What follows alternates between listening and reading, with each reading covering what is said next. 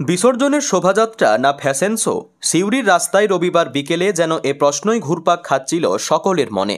একের পর এক চমকে ভরা সাজসজ্জায় চোখ ফেরানো দায়। কেউ সেজেছেন মহাদেব, কেউ মা কালী, কেউ আবার সংসেজে কাঁধে করে নিয়ে যাচ্ছেন মৃতদেহ। কিন্তু সবকিছুকে ছাপিয়ে এবছরের আকর্ষণের কেন্দ্রে ছিল বাহারি চুলের ছাঁট। কেউ মাথায় বানিয়েছেন গিরগিটি, কেউ আবার কুমড়ো বা আনারসের আদল, কোথাও স্পাইক করা আগুন রঙা চুল, কোথাও আবার ডিজাইনের জাদুতে ফুটে উঠেছে নানা রূপকল্প। কেন সবাই দাদারা চুলে ডিজাইন করে, আমি মহাদেব সেজেছি। মানে চুলে ডিজাইন না করার জন্য? হ্যাঁ। বাড়ি থেকে কি কোনো বকে? ওই জন্য কি মহাদেব সেজেছিল? হ্যাঁ। 8 থেকে 80 সব বয়সের মানুষই অংশ নিয়েছেন এই ব্যতিক্রমী শোভাযাত্রায়। তাদের দেখতে দুপুর থেকেই রাস্তার দুধারে ভিড় জমে যায় সিউড়িবাসীর। বামদেব ক্লাবের কালী পুজো এখন এক ঐতিহ্য। প্রায় 45 বছর ধরে চলে আসছে এই পুজো ও বিসর্জনের আয়োজন।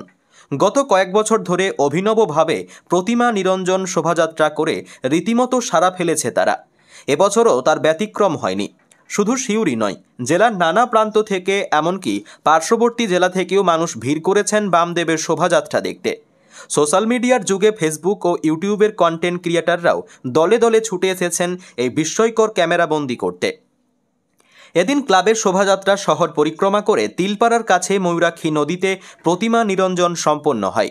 নানা জায়গার ব্যান্ড পার্টি ও থিমভিত্তিক সাজে পুরো শহর যেন আলোয় ভরে ওঠে।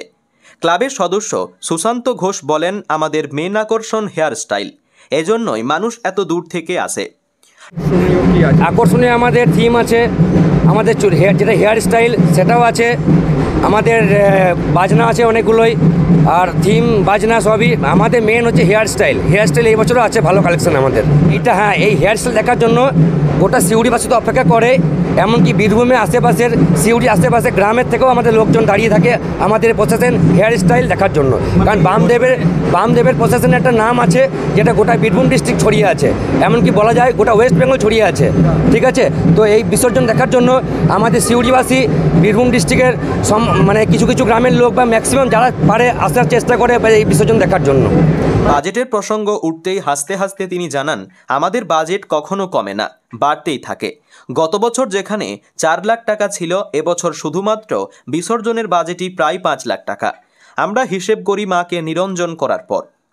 উৎসব, ঐতিহ্য আর অভিনবত্ব, তিনের মেলবন্ধনে বামদেব ক্লাবের বিসর্জন এখন সিউড়ির গর্ব।